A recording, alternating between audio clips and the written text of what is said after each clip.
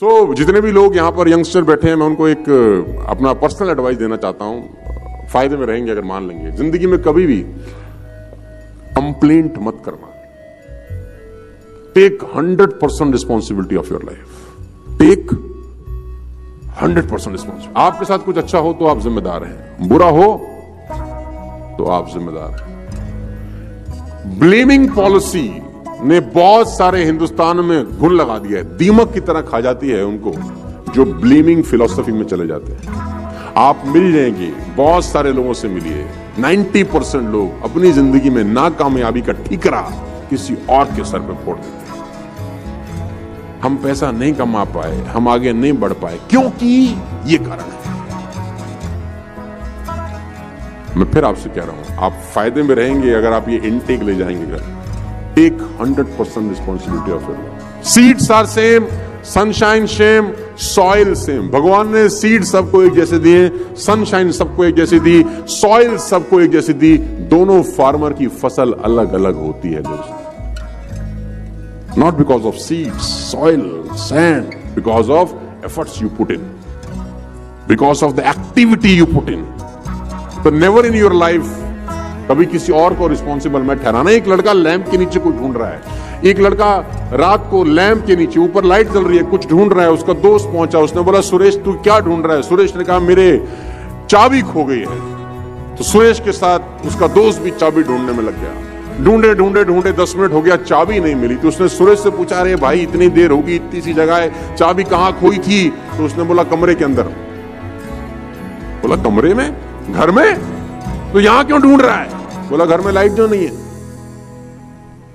तो उसने बोला घर में लाइट नहीं है और यहां का क्या मतलब है? जो चीज खोई अंदर है वो बाहर नहीं मिलेगी। जो चीज खोई अंदर होती है वो अंदर ही ढूंढने से मिलती है। इसीलिए मैं बोलता हूं अपनी ही तलाशी लेनी है, अपनी ही तलाशी लेनी है। You are responsible for everything. और गालिब भाई साहब आपके लिए एक शेर अर्ज कर गए हैं कि ताउम्र गालिब ये भूल करता रहा, ताउम्र गालिब ये भूल करता रहा, धूल चेहरे पे थी आईना साफ करता रहा। ये याद रखिएगा, जिंदगी में आपको कभी तकलीफ नहीं होगी। अगर आप जिंदगी में कामयाब हैं तो यू आर रिस्पॉन्सिबल, ना कामयाब हैं देन यू आर रिस्पॉन्सिबल। भगवान बुद्ध 12 साल के बाद यशोधरा के पास घर लौटते हैं।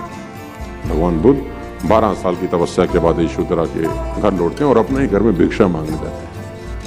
दरवाजा खटखटाते हैं, यशोधरा ने दरवाजा खोला। अब वो भगवान बुद्ध को देखकर अवाक रह गई। 12 साल के बाद देखा था। बुद्ध ने कहा भिक्षाम देहि। यशोधरा को बहुत गुस्सा आया क्योंकि बिन बताए गए थे, रात को उसको सूता छोड़ के चले गए थे। अब वो बुद्ध हो गए, वो परम ज्ञान का अनुभव हुआ।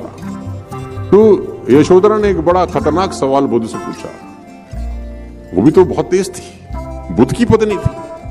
उसने बोला जिसको खोजने जंगल में गए थे क्या वो घर पे नहीं था? बड़ा खतरनाक सवाल था। यशोधरा ने पूछा जो ढूंढने जंगल में गए थे क्या वो घर में मौजूद नहीं था? भगवान तो हर जगह है। तो मुस्कुराते हुए बुद्ध ने कहा घर में मौजूद था। बोला फिर जंगल क्यों गए? बोला जंगल जाके ही तो पता चला कि घर में मौजूद है। जंगल जाके ही तो पता चला कि घर में भी मौजूद है।